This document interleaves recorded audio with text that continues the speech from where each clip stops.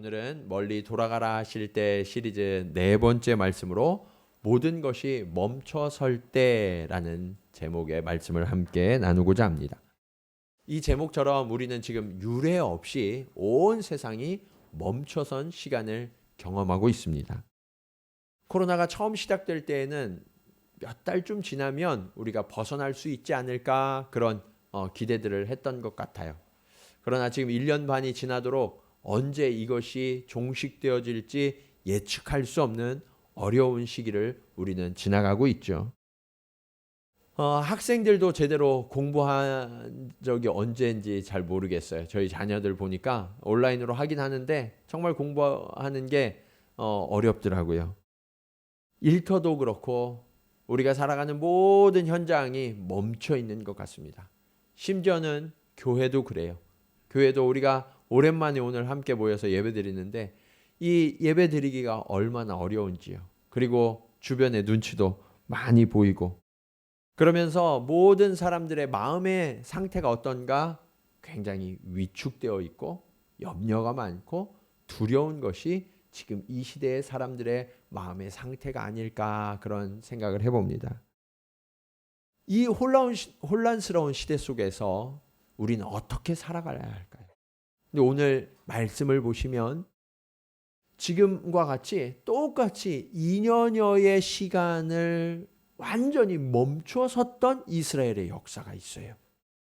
오늘 그 이야기를 돌아보면서 하나님께서 멈춰서게 하신 그때 우리는 무엇을 깨달아야 하고 어떻게 살아가야 하고 또 우리가 어떻게 변화하면서 하나님의 뜻을 이루어 갈 수 있는지 오늘 말씀을 통하여서 함께 교훈을 얻고자 합니다. 멈춰서는 시간의 교훈은 무엇입니까? 첫 번째로 여호와의 명령을 따라 행진하는 법을 우리는 배워야 합니다. 이스라엘 백성들의 출애굽과 가나안을 향한 이 여정은요, 철저하게 하나님의 계획하심이었고요, 하나님의 섭리하심과 인도하심을 따르는 여정이었던 것을 성경은 말씀하고 있죠. 여러분, 이스라엘 백성 중에 누구도 출애굽을 계획한 사람이 있었어요, 없었어요? 없었어요. 심지어는 모세도 그런 생각을 하지 못했었습니다.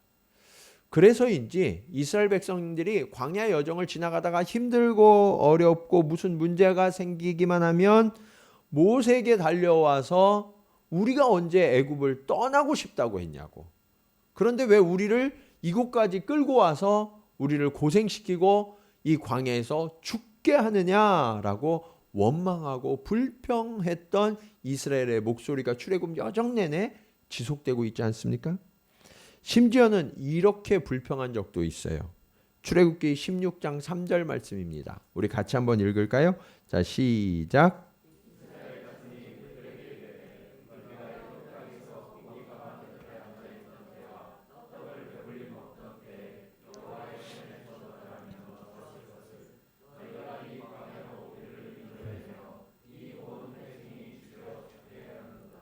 아멘. 네. 우리 이 본문에서 이스라엘 백성들은 우리가 이 광야에서 주려 죽게 하는도다 그랬는데 지금 우리 성도들 보니까 추워 죽겠어요. 약간 그 뒤에 온도를 조금만 높여주시면 좋겠습니다. 네. 근데 여러분 우리 본문으로 돌아가서 이스라엘 백성들이요 애굽에 있을 때 그들의 지위와 그들이 하는 일이 뭐였어요? 뭐 하는 사람들이었죠? 노예였어요, 노예. 근데 여러분 이 노예가 지금 뭐라고 말하는 거예요? 우리가 애굽에 있을 때는요. 아예 고기 가마 옆에 앉아서 고기를 구우면서 배불리 먹었대요. 여러분 노예가 그런 일이 있어요? 노예는요. 그런 게 허락되지 않는 사람들이에요. 그리고 또 뭐라고 말해요? 떡을 배불리 먹었다고 이야기하고 있어요. 여러분 이 정도면요. 착각이 아니라 정신 나간 거예요. 네. 근데 사실은 바로 이렇게 말하는 이 지점에 하나님께서 이스라엘 백성들을 끌어내셔서 구원하신 이유가 있어요. 네. 그건 뭐냐? 이 이스라엘 백성들이요. 자기 자신이 누구인지 무슨 일을 하는 사람인지를 까맣게 잊어버리고 있었다는 사실이에요.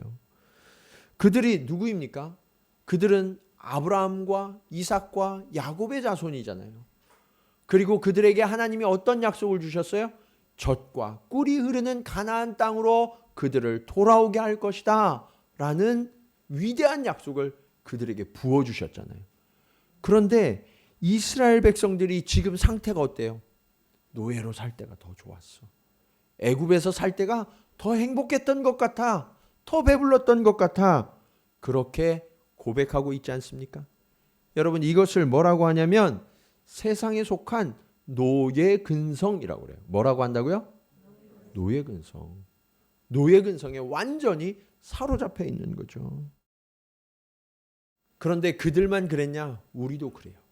우리도 이렇게 모여서 오늘은 함께 예배드리고 있지만 여러분 일주일간의 평소의 삶을 한번 생각해 보세요. 그때 여러분은 하나님을 얼마나 생각하고 하나님의 말씀을 따라서 살려고 노력하고 계십니까? 대부분의 형제 자매들이요, 세상에서 살 때 하나님 생각이 안 난다고 그래요. 그게 우리의 솔직한 모습이잖아요. 왜 그러는 줄 아세요? 세상이 어쩌다가 한번 줬던 그 고기 맛을 잊지 못하는 거예요. 세상이 어쩌다가 한번 우리의 배를 채워줬던 그 기억을 우리가 잊지 못하기 때문이에요. 그 기억이 우리를 사로잡아서 세상으로부터 벗어날 수 없게 하는 거거든요. 사실은 항상 배부르지 못했어요. 항상 행복하지 못했어요. 그런데 아주 드물게 누렸던 그 행복감과 배부른 느낌이 우리를 세상으로부터 벗어나지 못하도록 꽉 붙들고 이런 생각을 우리에게 부어 넣어줘요. 그게 뭐냐면 조금만 더 열심히 살면 그러면 잘 살게 되지 않을까? 조금만 더 노력하면 지금보다 좀 안정된 삶을 살지 않을까? 하면서 세상을 내려놓고 벗어나야 될 이 그리스도인들이 세상에 더 열심을 내어 집중하도록 그렇게 우리를 이끌어가고 있는 거죠. 우리가 그런 상태인지 아닌지를 금방 알 수 있는 진단 질문이 있어요. 그게 뭐냐? 여러분이 지금처럼 열심과 노력을 한번 그치고 손을 놔보세요. 그러면 어떤 마음이 드시나요? 아, 이러다가 나만 뒤처지는 거 아니야? 이렇게 내가 손을 놓고 있다가 우리 집만 못 살게 되는 거 아니야? 그런 마음이 혹시 드시면 여러분은 이미 세상에 중독된 거예요. 그리고 우리도 모르는 사이에 우리는 세상의 노예가 되어 노예 근성이 생기고 있는 거예요. 그래서 하나님은요, 더 이상 안 되겠다. 내 사랑하는 자녀들을 그대로 둘 수 없다 하셔서 저와 여러분을 찾아오셨어요. 그리고 우리를 세상에서 이끌어내어 구원하셨음을 믿으시기 바랍니다. 여러분은 구원받으셨습니까? 그렇다면 우리의 신분은 확실하게 정해진 거예요. 우리는요, 더 이상 세상의 노예가 아니에요. 하나님 나라의 자녀고요, 자유된 자예요. 그러면 어떻게 해야 돼요? 세상에서 나오셔야 돼요. 우리를 자유케 하시기 위하여서 하나님은요, 그 아들 예수 그리스도를 죽이시고 어린 양 되신 그 피를 흘리셔서 저와 여러분을 사셔서 구원하셨고 자유케 하셨다라고 성경은 말씀하고 계시죠. 이제 우리 세대에 믿음을 가진 분들 중에 독특한 명칭으로 불려지는 분들이 있다는 것을 우리가 좀 돌아봐야 돼요. 그 독특한 명칭으로 불려지는 분들이 누구냐면 가나안 성도예요. 가나안 성도. 여러분, 가나안을 거꾸로 하면 뭐예요? 한번 해보세요. 뭐예요? 안 나가. 예. 가나안 성도는요, 교회 안 나가는 성도를 지칭하는 말이에요. 믿음은 있는데 여러 가지 이유로 실족해서 교회에 나가지 않는 성도들, 그분들을 부르는 이름이 가나안 성도예요. 이 세대에 이 가나안 성도가 얼마나 많은지 몰라요. 심지어 우리가 살고 있는 이 도쿄 우리 주변에도요. 이 가나안 성도들이 너무나 많아지고 있다는 이야기를 들었어요. 여러분 그런데 이것에 익숙해지면 절대로 안 돼요. 처음에 한두 번 예배에 빠지면 어떻게 돼요? 마음이 불안해요. 아 이러다가 하나님한테 혼나는 거 아니야? 그런 마음이 들죠. 그런데 한 달쯤 빠져보면 어때요? 좀 괜찮은 것 같은데? 1년 좀 빠져 뭐 아무 문제 없네. 내가 하나님만 믿으면 되지. 예. 그러면서 무슨 마음이 생기냐면 변명이 생겨요. 변명. 내가 교회 안 나가도 되는 변명이. 그러는 동안 우리의 마음은 사실은요. 하나님으로부터 조금씩 멀어지고 있는데 내 마음은 변명으로 가득하게 되죠. 우리 중에도 그런 유혹을 받으실 뻔한 분들이 계실 거예요. 잘 나오셨어요. 거기서 나오셔야 돼요. 또 우리 주변에 그런 분들이 있으면 끌어내셔야 돼요. 예. 여러분 그렇지 않더라도 우리가 신앙생활을 하고 있지만 내가 여기에서 더 배울 것은 없어. 그동안 내가 다 배웠는데 내가 여기서 더 봉사하지 않아도 되겠지. 젊었을 때 다 했는데 내가 열심을 여기서 더 내지 않아도 되겠지. 여러분 그렇게 생각하시는 분들이 있다면 굉장한 착각이에요. 여러분들도 안 나간다고 지금 부르짖고 계시는 거예요.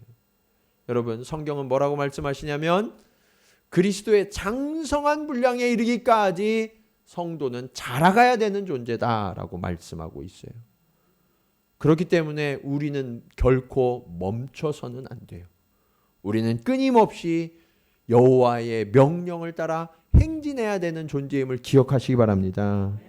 이제 사람 보지 마세요. 사람 봐서 실망하는 거예요. 저도 보지 마세요. 네, 저 봐도 실망할 것밖에 없어요. 네. 누구 봐야 돼요? 하나님 보세요. 여호와의 명령을 따라 우리는 나아가는 존재가 돼야 되는 거예요. 그리고 그분이 가시는 그 길을 따라 믿음의 여정을 시작하세요. 네. 세상의 여정, 돈 버는 여정, 성공의 여정이 아니라 믿음의 여정을 시작하셔야 되는 거예요.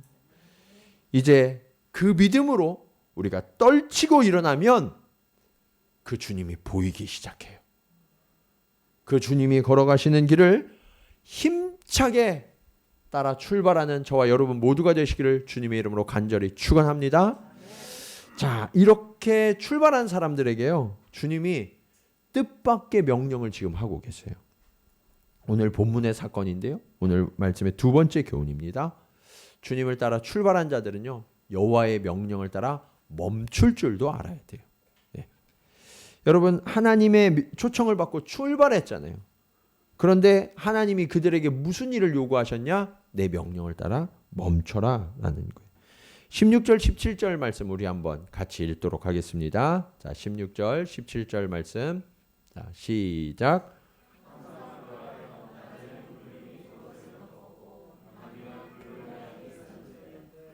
구름이 성막에서 떠오르는 때에는 이스라엘 자손이 곧 행진하였고 구름이 머무는 곳에 이스라엘 자손이 진을 쳤으니.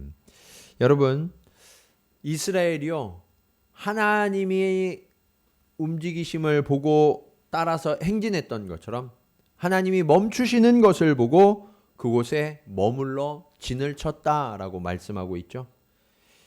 이게 굉장히 중요한 거예요. 이게 반복이 되고 습관이 돼야 돼요. 우리는요, 이게 습관이 안 돼서 어떻게 되냐면 하나님은 출발하는데 내가 출발해요. 하나님은 멈추셨는데 나는 계속 가요. 예. 이것은 하나님의 사람의 바른 태도가 아니에요. 하나님이 움직이시면 그 하나님을 따라 움직이고 하나님을 멈추시면 그 하나님을 따라서 멈추는 것이 그리스도인들의 마땅한 태도가 되어야 되는 거예요. 그래서 하나님께서요 이렇게 하셨어요. 그것을 훈련시키려고 22절 보시면 이틀이든지 한 달이든지 1년이든지 구름이 성막 위에 머물러 있을 동안에는 이스라엘 자손이 진영에 머물고 행진하지 아니하다가 떠오르면 행진하였으니. 여러분 하나님이요 한번 움직이실 때 정기적인 일정에 따라 움직이신 게 아니라는 거예요. 아침에는 움직이셨다가 저녁 때 멈추시고 그러면 예측이 되잖아요. 그래서 우리가 쉽게 하나님을 쳐다보지도 않고 그냥 아침에 짐 쌀까 봐 하나님이 어떻게 하셨냐면 어떤 날은 하루, 어떤 날은 이틀, 어떤 날은 한 달 만에 꼼짝도 안 하고 계시다가 한 달 만에 움직이시다가 어떤 날은 아예 움직일 생각을 안 하시다가 1년 만에 어느 날 갑자기 붕 구름이 떠오르고 불길이 떠올라서 움직이셨다라고 말씀하고 있어요. 여러분, 그렇게 하면 이스라엘 백성들이 어떻게 해야 돼요? 주목해야 돼요. 다른 데 쳐다보고 있으면 안 돼요. 하나님을 쳐다보고 있어야 되는 거예요. 하나님 언제 움직이시지? 하나님 언제 멈추시지? 그것을 항상 주목할 수밖에 없도록 하나님이 불규칙적으로 지금 이스라엘 백성들을 훈련하셨다라고 말씀하고 있는 거예요. 그런데 그 중에서 아주 오랫동안 머물게 하셨던 때가 있어요. 그게 오늘 본문의 이야기예요.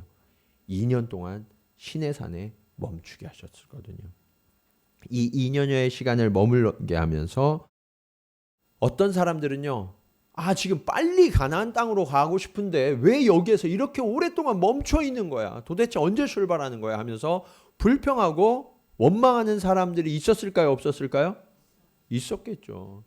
네. 분명히 있었을 거예요. 그렇다면 우리는 알아야 돼요. 왜 하나님이 멈추게 하셨을까? 오늘도 우리가 2년 가까이 이 시간을 멈추고 있는데 하나님이 왜 우리를 멈추게 하실까? 이것을 알아야만 하는 거예요. 이 순간은요, 이스라엘이 하나님과 함께 가던 동행의 순간을 하나님과 함께 머물러 사는 동거의 순간으로 바꾸시는 순간이었어요. 이게 굉장히 중요해요. 동행의 순간을 동거의 순간으로 바꾸는 거죠.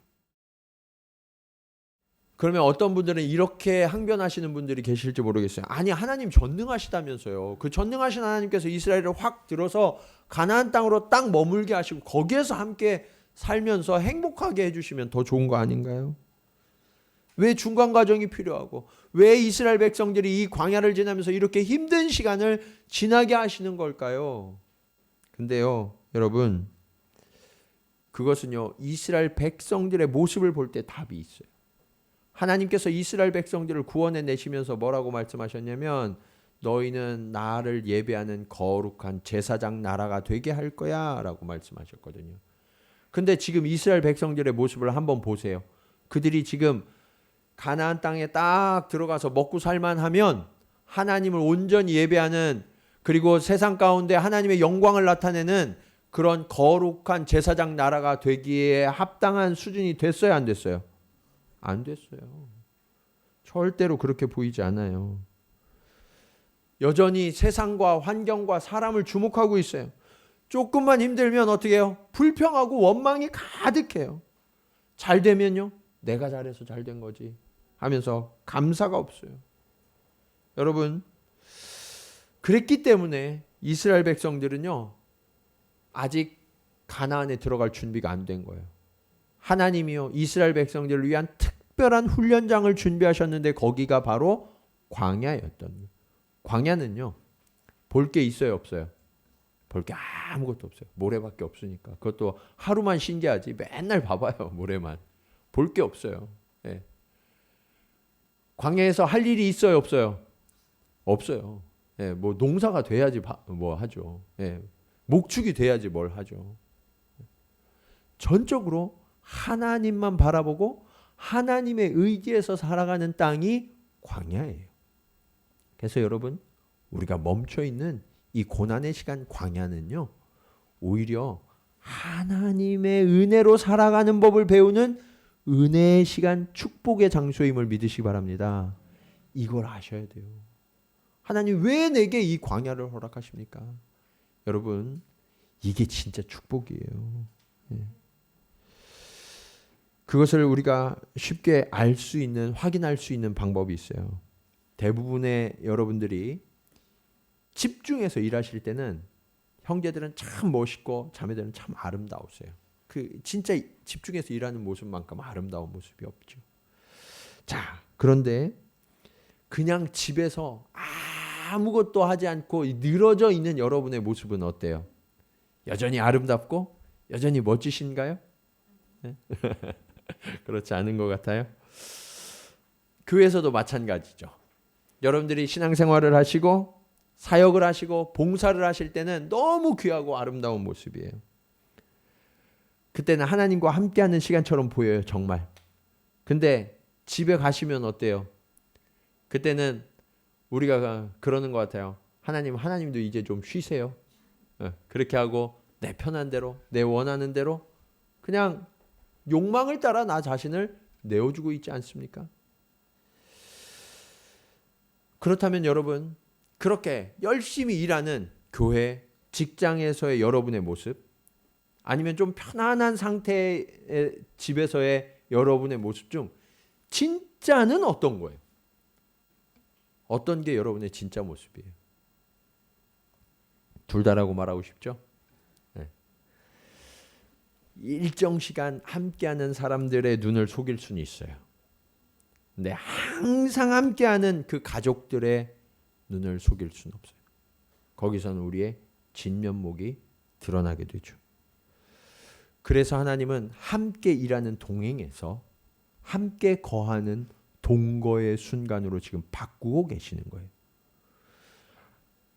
이 하나님의 백성들이 이전에 세상에 익숙하고 세상을 따라가던 그 습관을 내려놓고 이제 하나님과 함께 살면서 하나님과 온전히 연합해서 하나님을 닮아가는 시간을 지금 허락하고 계시는 거예요. 그것이 바로 하나님께서 이스라엘을 시내산 밑에 오랫동안 머물게 하시면서 율법도 주시고 성막에 대한 설계도도 이렇게 주시면서 하나님의 백성이 어떠해야 하는지, 어떻게 하나님과 친밀해지고 주의 말씀을 받고 살아가야 하는지를 하나하나 가르쳐 주고 계셨던 거예요. 이런 말씀을 드리면 어떤 분은 마음속에 이런 생각이 드는 분이 계실지 몰라요. 아니 목사님, 그럼 집에서도 편하게 쉬면 안 돼요? 네. 집에서만큼이라도 좀 편하게 쉬어야죠. 네. 쉬어야죠. 그러나 여러분, 정말 쉬시나요? 여러분이 집에서 쉬시면 문제가 다 해결되어져 있나요? 여러분 휴가를 떠나시면 어때요? 그때는 기분 좋은데 휴가 끝나고 집에 올 때는 어때요? 마음이 죽을 것 같아요. 왜 그래요? 문제가 그대로 남아있거든요. 우리는요, 세상에서 쉰다고 말하지만 사실은 제대로 쉬지 못하고 편안함을 누리지 못하고 있는 거예요. 그러면 어떻게 해야 하느냐? 그 멈춘 자리가 중요하다는 거예요. 살아가는 자리. 그 자리에서 내가 누군지를 확인해야 돼요. 하나님은요, 시내산에서 이스라엘을 멈추시고 이스라엘의 정체성이 무엇인지를 지금 가르쳐주고 계세요. 그리고 그들이 무엇을 해야 하는 사람인지 사명을 불어넣어주고 계세요. 그리고 어디로 가야 하는지 방향을 가르쳐 주시는 거예요. 요즘 우리는 속도가 중시되는 시대를 살아가고 있어요.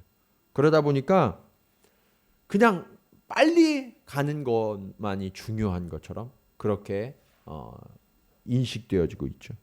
근데 속도보다 중요한 게 방향이에요. 방향만 맞으면요, 언젠가는 도착하게 되어 있어요. 그런데 방향이 틀리면 어때요? 속도를 빨리 하면 빨리 할수록 어떻게 돼요? 더 멀리 다른 곳에 가 있을 뿐이죠. 하나님은요, 저와 여러분에게 멈춰 있는 이 시간을 통해서 우리가 바른 정체성, 바른 사명, 바른 방향을 가질 때 그때 비로소 참된 안식과 평화를 누릴 수 있다는 것을 가르쳐 주는 거예요. 왜냐하면 내가 하는 게 아니라 손을 놔보니까 하나님이 해주세요. 그러니까 이게 내가 하는 게 아니었구나, 하나님이 도와주시는구나 하는 걸 깨달으니까 그때부터 염려가 되지 않아요. 두려움이 없어요. 네. 여러분 이것을 반드시 경험하셔야 돼요.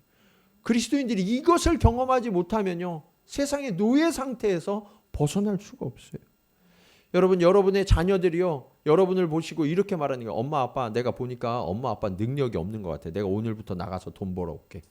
예. 나 불안해서 못 견디겠어. 그게 지금 여러분이 하나님 앞에 하는 행동이에요. 하나님이 여러분의 아버지이십니까? 그분을 신뢰하십니까? 그분은 전능하시잖아요. 그러면 내가 아무것도 하지 않아도 그분이 채우실 수 있잖아요. 그분이 뭐가 부족해서 여러분을 채우시지 못합니까? 우리가 불안하고 두려워서 내가 이거 안 하면 안 돼. 내가 이거 놓는 순간 큰일 나. 여러분 착각하지 마세요. 그래서 우리에게 광야가 필요한 거예요. 이제 이 멈춰선 시간, 이곳에서 여러분의 정체성을 다시 한번 확인하시기 바랍니다.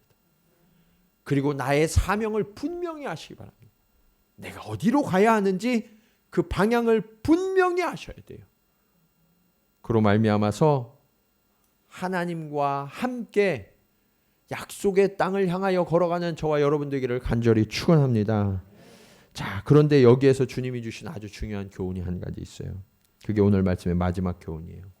우리들은요, 여호와의 직임을 지키는 자가 돼야 돼요. 여기에서 중요한 것은 직임이 아니라 그 앞에 붙은 이름이에요. 우리의 직임이 누구의 직임이라고 말씀하고 있어요?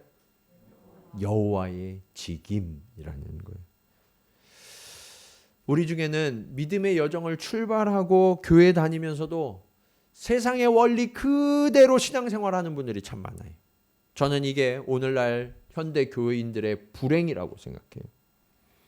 그러다 보니까 교회에서 사역하는데도요, 세상이 일하는 그 방식을 가지고 그대로 와서 사역하는 거예요. 이렇게 하는 게 좋다는 거예요. 교회 성도들을 만날 때도요, 세상 사람들 만나서 잡담하는 그 방식 그대로 세상에서 그 방식 그대로 교회에서 대화하고 교제해요. 그렇게 신앙생활을 하니까 시간이 오래될수록, 교회 다닌 시간이 오래될수록 마음에 온갖 상처와 아픔이 가득한 성도들이 늘어가요. 여러분도 그러신 적 있죠? 많은 분들이 그러세요. 왜 그러냐? 그 직임이 내 건 줄 알았기 때문에 그래요. 여호와의 직임인데 내 직임인 줄 알고 그렇게 하다가 다치는 거예요. 그렇기 때문에 이런 현상들은요, 교회 중직자일수록 더 심해요. 예. 우리 집사님들, 안수 집사님들, 권사님, 장로님 잘 기억하세요. 누구의 직임이라고요? 여호와의 직임. 예. 내가 잘해서 되는 거 아니에요. 그게 제일 심한 사람들이 저와 같은 목회자들. 그러다 보니까 오래 신앙생활을 한 사람들의 마음속에는요, 아주 묘한 감정이 있어요. 사랑해야 하지만 사랑할 수 없고, 믿어야 하지만 믿을 수 없는. 여러분, 그게 교회인가요? 그건 교회가 아니에요. 우리는 철저하게 속아서 노예 상태로 장소만 옮겨서 교회에 있을 뿐이에요. 이 일을 끝내셔야 해요. 그러다 보니까 이 교회 생활을 더 이상 견딜 수 없어서 나가신 분들이 가나안 성도가 되는 거예요. 네. 신앙은 있지만 교회는 신뢰할 수 없고, 아니 신뢰하고 싶지만 사실은 교회를 다니면서 그런 적을 본 적이 없는 거죠. 저는 우리 교회가 이러한 아픔과 상처들을 뛰어넘어서 진정으로 보듬어주고 서로를 품는 하나님의 나라가 되기를 간절히 축원합니다. 우리가 믿음으로 이걸 떨치고 일어나야 돼요. 23절 말씀을 우리 다 같이 한번 읽도록 하겠습니다. 23절 말씀. 자, 시작. 곧 그들이 여호와의 명령을 따라 진을 치며 여호와의 명령을 따라 행진하고 또 모세를 통하여 이르신 여호와의 명령을 따라 여호와의 직임을 지켰더라. 여러분, 행진할 때요, 여호와의 명령을 따라 행진하셔야 된다는 거예요. 멈출 때도 여호와의 명령을 따라 멈추셔야 된다는 거예요. 일을 할 때도 사람들의 목소리 때문이 아니라 여호와의 명령을 따라 사역하고 일해야 된다. 직임을 감당해야 된다라고 말씀하고 있죠. 여러분, 교회와 성도들의 분위기가 말씀을 묵상하고 나누기보다 세상의 이야기를 나누기 좋아하는 순간 그 교회는 망하는 거예요. 사역을 한다고 하면서 사역 자체를 즐기기 시작하면, 하나님의 영광을 나타내는 게 아니라 사역 자체를 즐기기 시작하고, 기도보다 회의가 더 많아지고, 그런 교회는 벌써 무너지고 있는 거예요. 여러분, 하나님의 말씀을 들으면서도 즉각적이고 전적으로 순종하지 못하고 계산하고 이유를 따지기 시작하면 그때부터 우리는 이미 망하고 있는 거예요. 이런 일들을 끝내셔야 돼요. 하나님은 저와 여러분에게 여호와의 직임을 맡기셨다라고 명령하세요.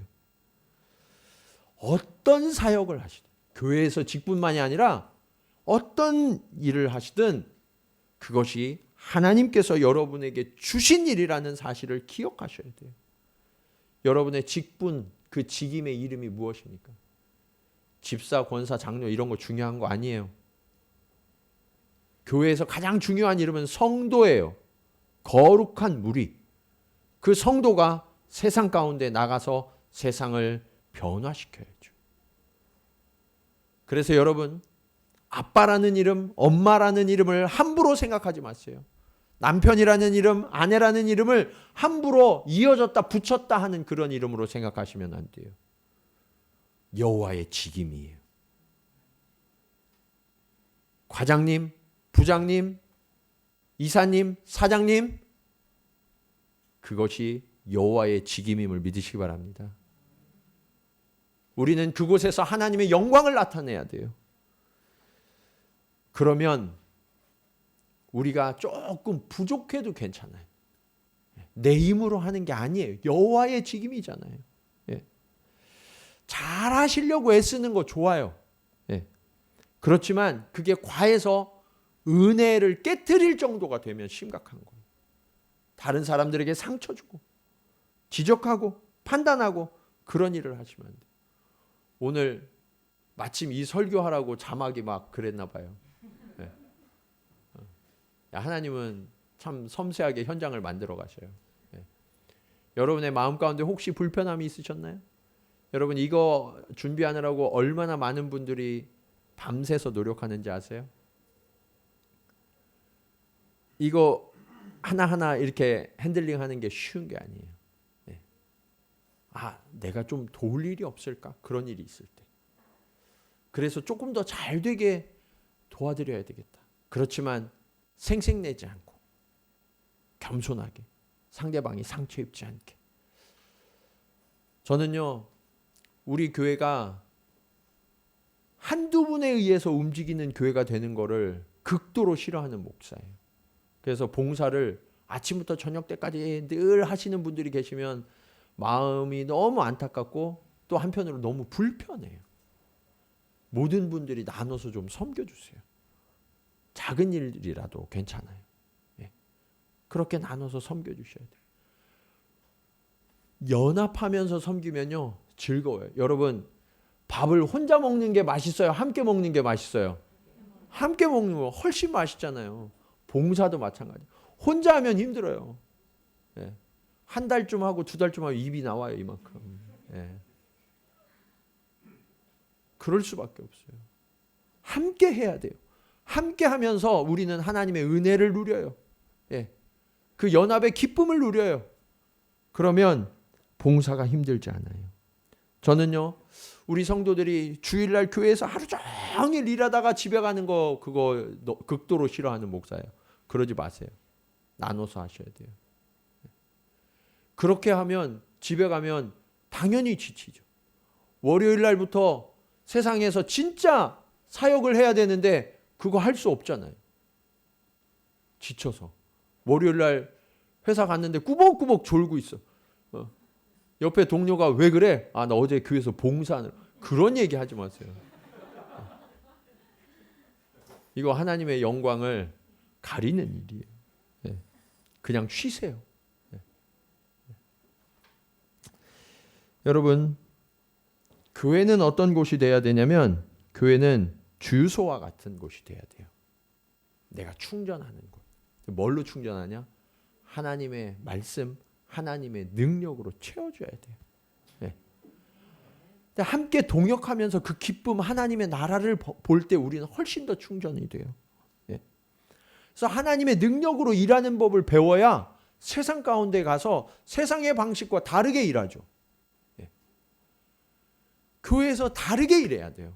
예.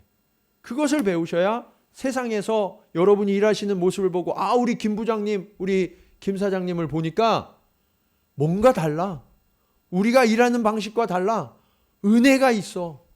정말 저분과 함께하고 싶어. 이게 살아있는 복음이 아닙니까? 하나님은요, 오늘 저와 여러분에게 거룩한 직분자가 되어야 한다라고 명령하고 계세요. 오늘 말씀의 교훈을 정리하면서 여러분에게 쉽게 이해할 수 있도록 세 단어로 가르쳐 드리려고 해요. 이게 너무 중요하기 때문에 제가 여러분에게 요약해서 설명드려요. 자, 한번 따라하겠습니다. 동행, 동거, 동역. 하나님은요, 오늘 우리가 하나님을 전적으로 신뢰하고 따라가는 믿음의 동행을 시작하자고 초청하세요. 그리고 하나님과 함께 머물러 살면서 하나님의 거룩함과 영광을 닮아가는 동거를 하자고 초청하세요. 그리고 그렇게 하나님을 닮아가는 저와 여러분이 세상 가운데 나가서 하나님의 영광을 나타내는 동역자가 되어달라고 주님 초청하세요. 이것이 이 멈춤의 신간에 우리가 배우고 훈련해야 될 것들이에요. 사랑하는 여러분, 하나님은 오늘 저와 여러분에게 이 멈춤의 시간을 통해서 거룩한 동행, 거룩한 동거, 거룩한 동역의 능력을 부어주고 계세요. 그것을 깨달아 알아서 세상 가운데 정말 하나님의 자녀들이 어떠한 모습으로 살아가야 하는지 우리의 삶으로 증명하고 그렇게 하나님 앞에 영광을 나타내는 저와 여러분 모두 우리 동경지구촌 교회가 되기를 주님의 이름으로 간절히 축원합니다. 우리 말씀을 기억하시면서 함께 입술로 고백하기 원합니다. 하나님 아버지, 그렇습니다. 나는 한계가 많은 존재입니다. 그래서 멈춰서야 했습니다. 그러나 주님, 나의 시작과 끝이 하나님께 있기에 이 모든 과정도 하나님의 손에 있음을 주님 고백합니다. 하나님, 나의 연약함 때문에 하나님의 강함이 드러날 줄로 믿습니다. 하나님, 나의 부족함 때문에 하나님의 충만하심이 드러나게 될 줄로 믿습니다. 주님, 그렇게 내가 주님과 동행하게 하시고 동거하게 하시고 동역하게 하여 주시옵소서. 우리 그런 고백으로 함께 찬양드립니다. 주께서 주신 모든 시간 헛된 것 없네. 그 어느 것도 주의 뜻 알기 어려워도 이유 있음을 알기 원해. 나의 모든 걸음이 주님 안에 있기에 주의 이야기 되네. 내 안에 한계를 넘어, 내 안에 한계를 넘어 일하시는 주, 크신 주의 은혜 내 삶을 이끄시네. 인생의 처음과 끝을 주관하시니 모든 삶 주님께 맡기네. 주께서 주신 모든 시간, 주께서 주신 모든 헛된 것 없네. 헛된 것 없네. 그 어느 것도 주의 뜻 알기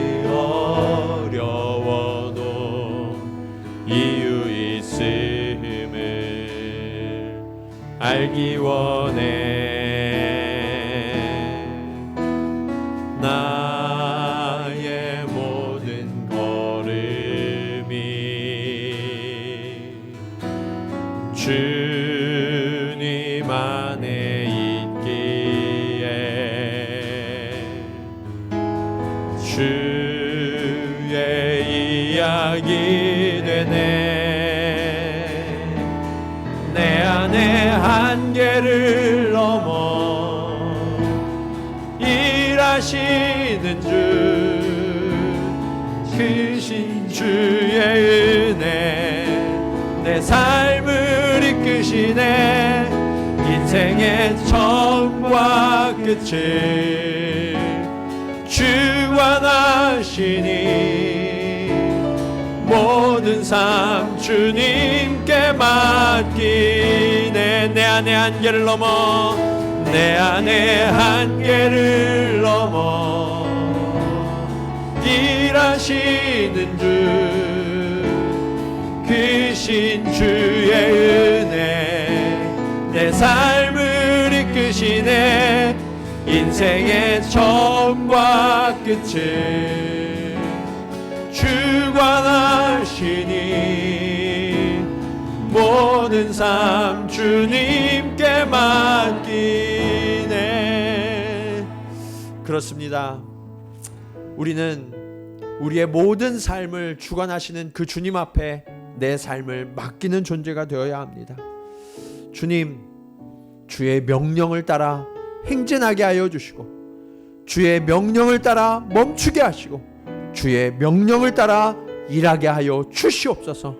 아버지 하나님, 이 거룩한 동거가, 거룩한 동행이, 거룩한 동역이 우리의 삶이 되어서 그렇게 하나님 앞에 영광을 나타내며 우리 삶 가운데 하나님의 나라를 이루어가는 주님의 자녀들 되게 하여 주시옵소서. 우리 간절한 마음으로 함께 기도드리시겠습니다.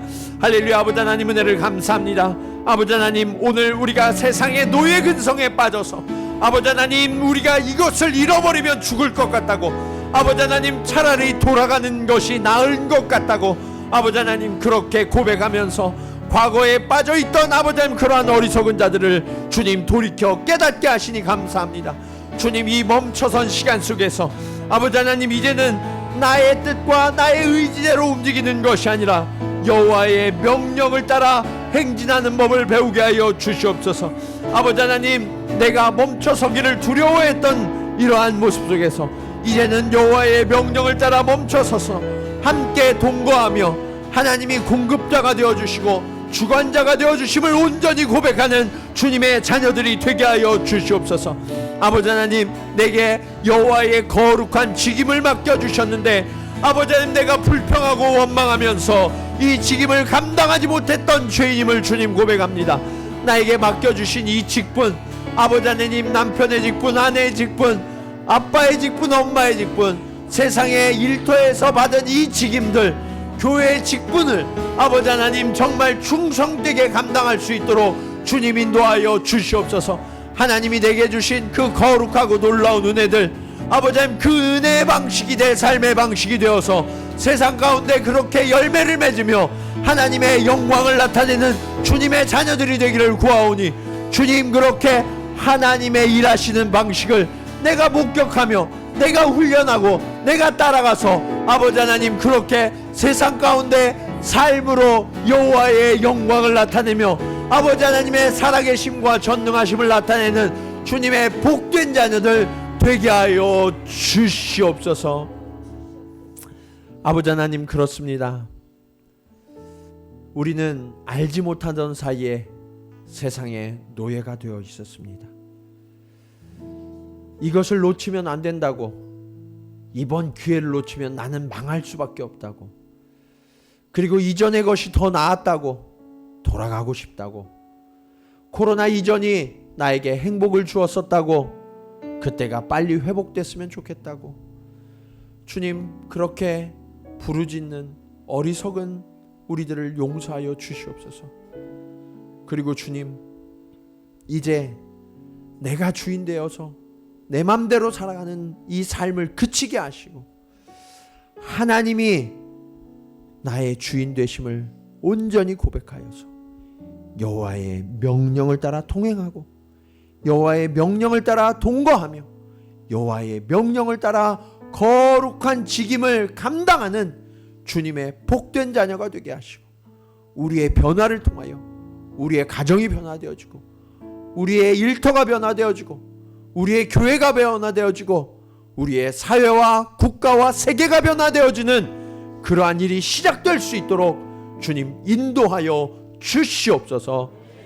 이제는 우리를 위하여 피 흘리시고 거룩한 출발을 시작해 하신 예수 그리스도의 은혜와 함께 가자고 초청하시는 아버지 하나님의 크신 사랑하심과 우리 안에 계셔서 바른 방향이 어디인지를 가르치시고 인도하시는 성령님의 감화감동 교통하심이 오늘 말씀을 따라 거룩한 동행, 거룩한 동거, 거룩한 동역을 통하여서 우리 삶 가운데 하나님의 나라를 이루고자 결단하며 나아가는 사랑하는 성도들의 걸음걸음 위에 이제로부터 영원토록 함께 하시기를 간절히 축원하옵나이다. 아멘.